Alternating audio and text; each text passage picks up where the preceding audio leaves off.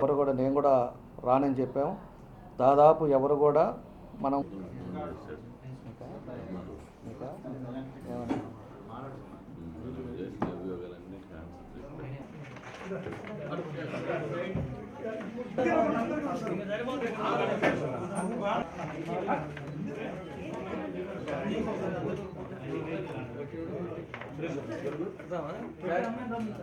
పంతొమ్మిది నెలలు అయిపోయింది.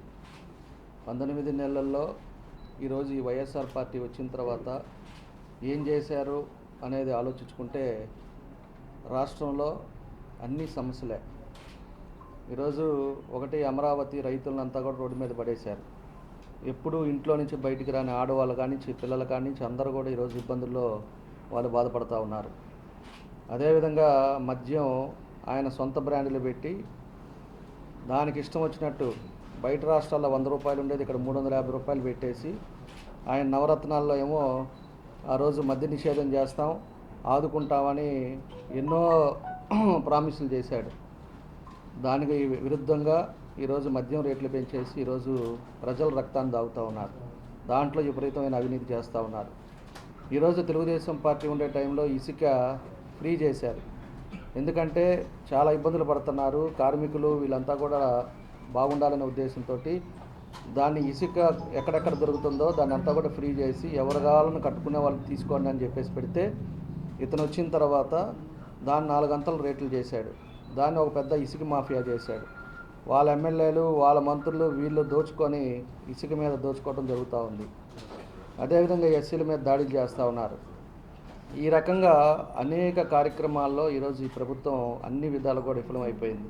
చీరాలది వచ్చేసి ఆయన మా పార్టీలో గెలిచిన అతను, ఆయన ఎందుకు వెళ్ళిపోయాడు. ఆయన వ్యక్తిగత విషయాలు అవి.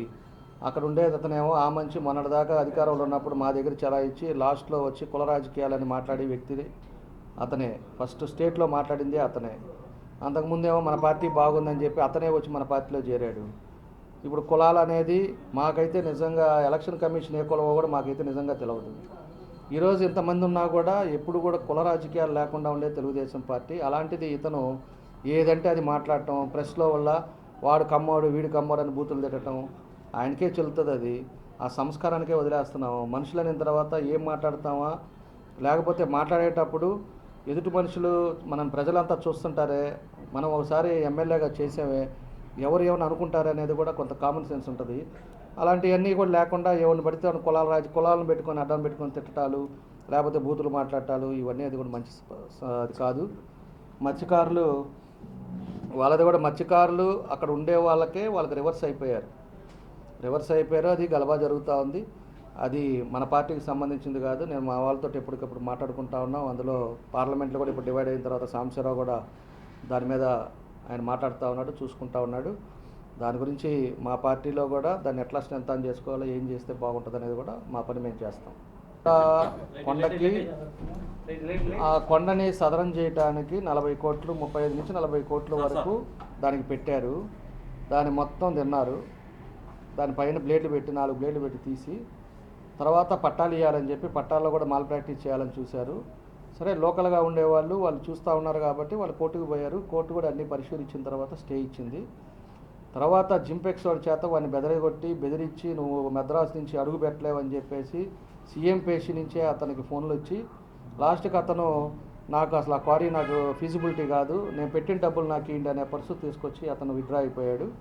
తర్వాత ఏపీఎండిసి వాళ్ళ దగ్గర నుంచి అక్కడ సీఎం ఆఫీస్ నుంచి ఫోన్ చేసి అది రెవెన్యూకి పెట్టండి, రెవెన్యూ వాళ్ళకి హ్యాండ్ ఓవర్ చేస్తున్నామని చెప్పేసి వాళ్ళు ఏపీఎండిసి వాళ్ళు రెవెన్యూకి హ్యాండ్ ఓవర్ చేశారు.